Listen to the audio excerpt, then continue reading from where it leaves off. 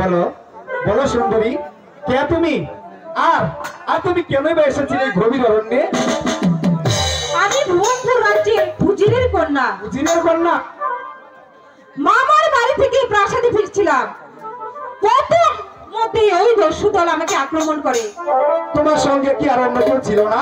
অনেক সঙ্গে সামর্থ্য ছিল। তারা কি তোমাকে রক্ষা করতে পারলো না? ওদের আসার সামনে ওরা যে কেউ দেখতে পারেনি।